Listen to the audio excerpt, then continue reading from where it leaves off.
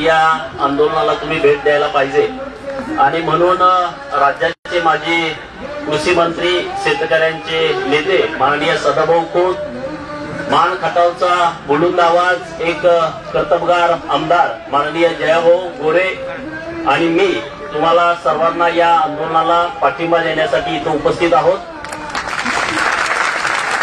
तुमच्या ज्या मागण्या आहेत त्या आता आमच्या मित्रांनी इथं व्यक्त केल्या की माननीय देवेंद्रजी फडणवीस साहेबांच्या सरकारने तुमच्या मागण्या मान्य केल्या होत्या आणि पुढच्या अर्थसंकल्पीय बजेटमध्ये पैसे धरून तुम्हाला वेतन देण्याची व्यवस्था करण्याचा शब्द माननीय देवेंद्रजी फडणवीस सरकारने दिला होता।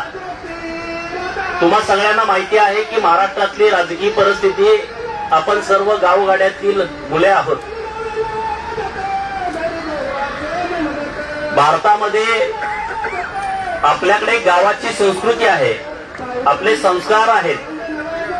12 बलुतेदार, 18 पगड जाती आणि शेतकरी असं मिळून आपण गावगाड्यात राहणारे सगळे युवा मित्र आहोत आणि हे गाव समृद्ध व्हावं, केंद्र सरकार राज्य सरकारच्या योजना गावाकडे याव्यात यासाठी तत्कालीन सरकारमध्ये असताना माननीय देवेंद्रजी फडणवीस साहेब यांनी अनेक लोकहिताचे निर्णय केले आणि विश्वासघातानं अनावधानानं हे सरकार जेव्हा सत्तेमध्ये आलं तेव्हा कोणत्याच मुद्द्यावरती हे सरकार सिरियस नाही, आपण सगळेजण बघतोय। तुम्ही तरी गावातील एक प्रमुख घटक आहात, गावगाडा चालावा, गावातल्या सर्वसामान्य लोकांना सुविधा मिळाव्यात आणि त्यामधला एक मुख्य दुवा म्हणून तुम्ही काम करताय आणि त्यामुळे तुम्हाला मी काहीतरी वेगळं सांगावं अशी परिस्थिती नाहीये। परंतु जितके चांगले निर्णय या राज्यामध्ये झाले तेवढ्या सगळ्या निर्णयाला स्थगिती देण्याचं काम हे सरकार करतंय, ही गोष्ट दुर्दैवी आहे। आणि म्हणून तुमच्या ज्या मागण्या आहेत त्या मागण्या माननीय सदाभाऊ खोत, मी माननीय जयाभाऊ आणि माननीय राज्याचे विरोधी पक्ष नेते देवेंद्रजी फडणवीस साहेब आज मीटिंग आहे, अधिवेशन कधी होणार, किती दिवसाचं होणार आणि त्यामध्ये तुमचे जे निवेदन तुम्ही दिलेलं आहे त्या सर्व भूमिका तुमच्या आम्ही ठामपणे सरकार समोर मांडू आणि सरकारला याच्यावरती निर्णय करण्यास भाग पाडू।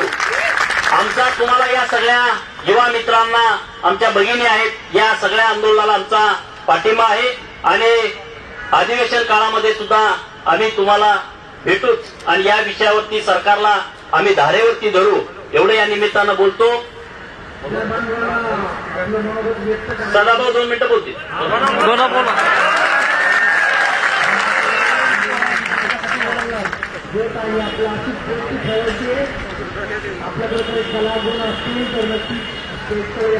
महाराष्ट्र राज्य संगणक परिचालक संघटना या संघटनेचे सर्व प्रमुख पदाधिकारी, या व्यासपीठावरती उपस्थित असलेले आमचे सहकारी मार्गदर्शक मानचे आमदार आदरणीय जयकुमार भाऊ गोरे यांनी आत्ताच नुकतं आपल्यासमोर मार्गदर्शन केलं ते बहुजन समाजाचे नेते माझे सहकारी आमदार गोपीचंदजी पडळकर आणि सर्व संगणक परिचालक बंधू भगिनी आणि संघटनेचे सर्व पदाधिकारी। गोपीचंद भाऊंनी या ठिकाणी सांगितलं की अधिवेशन किती दिवस चालणार आहे, कधीपासून सुरू होणार आहे ते आज 3-4 वाजेस्तोपर्यंत समजेल। येणाऱ्या अधिवेशनमध्ये विधानसभेमध्ये आदरणीय जयकुमार भाऊ आपल्या प्रश्नावर आवाज उठवतील, त्यांच्याबरोबर विरोधी पक्ष नेते आदरणीय देवेंद्रजी फडणवीस असतील, वरच्या सभागृहामध्ये मी स्वतः गोपीचंदजी पडळकर विरोधी पक्ष नेते मिळून आम्ही या प्रश्नावरती आवाज उठवू आणि निश्चितपणानं तुमच्या ज्या मागण्या आहेत त्या एका बाजूला आपण डिजिटल इंडिया, डिजिटल महाराष्ट्र अशा घोषणा द्यायला लागलेला आहे आणि नव्या तंत्रज्ञानाचा जास्तीत जास्त उपयोग खेड्यापाड्यापर्यंत आला पाहिजे, तो झाला पाहिजे, ही भूमिका आज आपण देशामध्ये स्वीकारलेली आहे आणि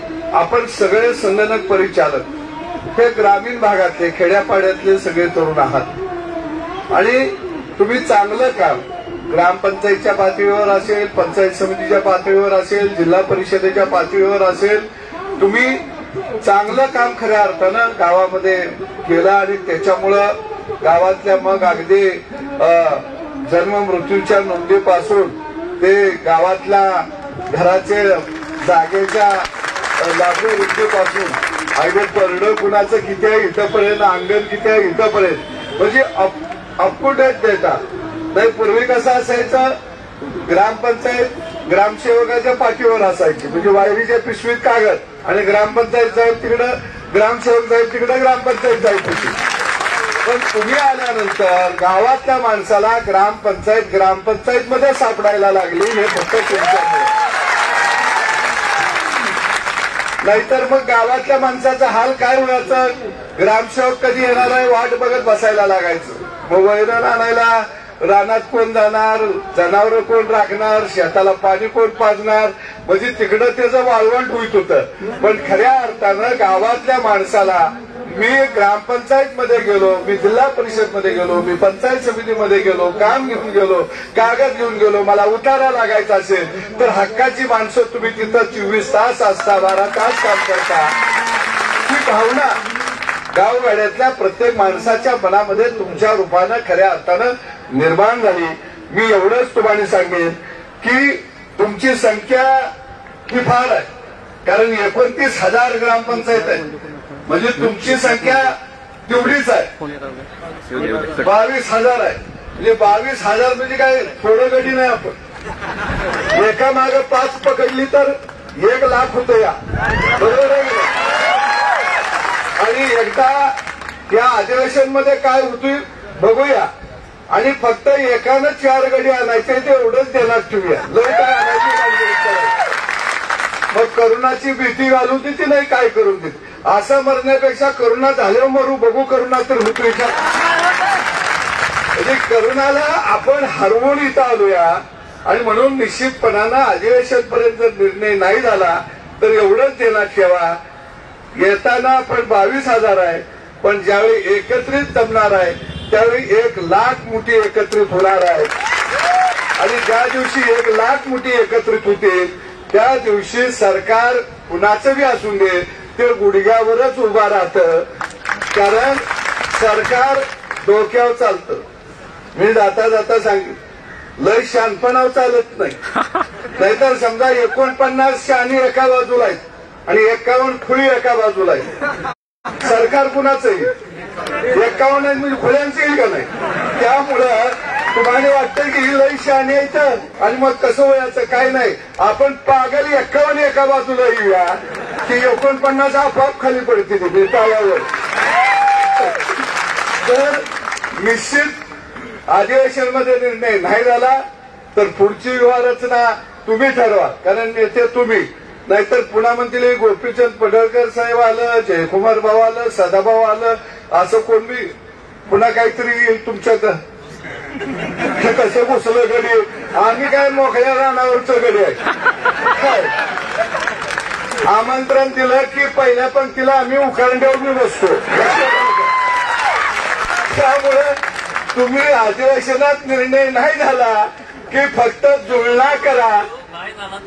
हा नाही झालं की मी सांगितलं तसं 1+4 लक्षात आलं का. 5ची जुळण्याच्या नादाला तुम्ही लागा. पुढं कुठं मैदान ठरवायचं, कुठल्या मैदानात जायचं, कुठलं हत्यार काढायचं ते आम्ही शिकवतो.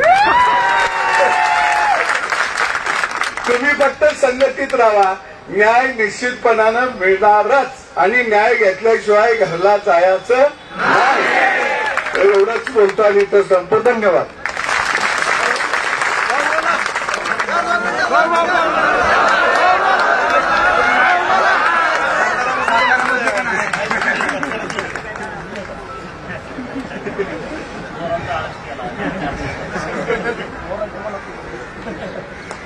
आज आपण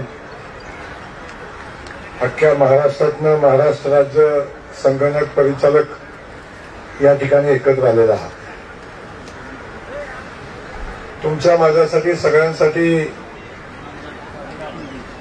हे आंदोलन म्हणजे दुर्दैवी असं आहे. आपलं सरकार, आपलं राज्य, आपली माणसं, आपलं आमदार, आपलं मुख्यमंत्री आणि हे सगळं असताना आपल्या माणसाला आंदोलन करायला लागतं, हेच मुळात आपल्यासाठी दुर्दैवी आहे. 40 आमदार घेऊन जी लोक या ठिकाणी तुम्हाला पाठिंबा द्यायला आली तेच आज सत्तेवर आहेत. आणि ते सत्तेवर असताना तुमचं दुःख जाणून जर तुम्हाला तुमचं समाधान करत नसतील, तुम्हाला जर कायम म्हणून नोकरीला घेत नसतील, तुम्हाला तुमचा हक्क देत नसतील, तर मला वाटतं याच्यापेक्षा दुर्दैवी कुठली गोष्ट नाही. आता दोन्ही नेत्यांनी सांगितलेलं आहे, आंदोलनाबद्दल माझ्यापेक्षा त्यांना खूप चांगलं माहिती आहे. त्यामुळं आपण सगळ्यांनी एकीनं राहावा, मजबूतीनं राहावा. सदाभाऊ म्हणलं की आपण 5ची जुळणी करा, 5 घरातच आहे, ती जुळणी कुणाची करायला चाललाय? एका घरात 5 नाही तीच. आणि तुम्हाला माहिती आहे, आमदार 500 मतानं, 800 मतानं, 700 मतानं, 2000 मतानं, 2500 मतांनी निवडून येतो. बरोबर आहे. तुम्ही जर 1 लाख लोकांनी ठरवलं तर 5-50 आमदाराचा कार्यक्रम करू शकता. आणि 5-50 आमदाराचा नाही, 10चा जर झाला तर सरकारचा कार्यक्रम होतो. त्यामुळे तुम्ही बिलकुल चिंता करू नका. तुम्हाला तुमच्या हक्काचं तुम्ही मागताय. एका बाजूला डिजिटल इंडिया, डिजिटल सरकार हे सगळं चालू असताना, ग्रामीण भागाला आपण कॉम्प्युटरनं जोडत असताना, सगळं संगणकीकरण करत असताना, आपल्याला माहिती आहे आता ग्रामसेवक बंधू आपले काम करतात, ग्रामीण भागातली लोक काम करतात, पण आता कॉम्प्युटर शिवाय चालत नाही. जग कॉम्प्युटरचं आहे. आणि हे सगळं जर चालवायचं असेल तर तुमच्याशिवाय पर्याय नाही. आता जर 22च्या 22,000 लोकांनी काम बंद केलं, तुम्हाला माहिती आहे सगळ्या ग्रामपंचायतीचं सरकारचं सगळं काम बंद पडेल अशी परिस्थिती आहे. त्यामुळे तुम्हाला न्याय देण्याशिवाय पर्याय नाही. पण आता कानात बरंच काय काय बसलेलं आहे. तर काय झालंय की 3-3, 4-4, 5-5 कान आहेत. कुठल्या कानात सांगायचं हे आपल्यालाही कळणार झालंय, आणि कुठल्या कानात सांगितलं नेमकं कसं जाईल पेनापर्यंत हेही समजणार आहे. तर अडचणी अनेक आहेत. एक म्हणला मी देतो म्हणला की दुसरा म्हणतो नाही द्यायच. मुख्यमंत्री आले तर मुख्यमंत्र्यांना स्वतःचे अधिकार आहेत का नाही माहिती नाही. बारामतीतनं फरमान आल्याशिवाय इकडे काय चालत नाही. तर दिल्लीतनं दुसरंच येते. त्यांना श्रेय मिळेल म्हणून यांनी घेतलेला निर्णय थांबवायचा असं सिस्टम चालू आहे. पण ह्या सगळ्यांचं एकमेकांच्या जिरवायच्या नादात अख्ख्या महाराष्ट्राची जिरायची वेळ आलेली आहे. म्हणून त्याच्यासोबत आपली जिरते. म्हणून आपल्या सगळ्यांना ठाम भूमिका घेऊन काम करायला लागेल. आणि हे राज्य आपलं आहे. सरकार कुणाचं आहे माहित नाही, पण हे राज्य आपलं आहे. आणि आपल्या राज्यात आपला हक्क आपण घेतल्याशिवाय राहायचं नाही. एवढ्या ताकदीनं तुम्ही राहा. बाकी सगळं आमच्यावर. आता 1 तारखेला अधिवेशन, अधिवेशन पण घेता का नाही अजून कल्पना नाही. आता अधिवेशन आलं, कोरोना चालू झाला. सरकार आल्यापासून कोरोनाच आहे. माहिती नाही आता काय झालंय. पण अधिवेशन चालू झालं की चिंता करू नका. तुमची लढाई आझाद मैदानावर चालू असली तर तुमच्यासाठी तुमची लढाई विधानसभेत करायची जबाबदारी आम्ही घेतो. वरच्या सभागृहात ही मंडळी आहे, खालच्या सभागृहात आम्ही आहोत. चिंता करू नका. फडणवीस साहेबांना सुद्धा आम्ही सोबत घेऊन सगळे, आता आमच्याकडे सांगणार तर 115-20चा आकडा आहे. चिंता करू नका. त्यामुळे सगळे मिळून ठामपणे तुमच्या पाठीशी उभे राहू. तुमच्या आंदोलनाच्या सोबत आम्ही आहोत. आमचा पाठिंबा तुमच्या सोबत आहे एवढंच सांगण्यासाठी या ठिकाणी आलोय. पुन्हा एकदा आपल्या सगळ्यांना मनापासून शुभेच्छा देतो आणि थांबतो. जय हिंद, जय महाराष्ट्र. या ठिकाणी महाराष्ट्रभरातून आलेल्या संगणक परिचारकांच्या आंदोलनाला पाठिंबा देण्यासाठी आलेले माजी राज्यमंत्री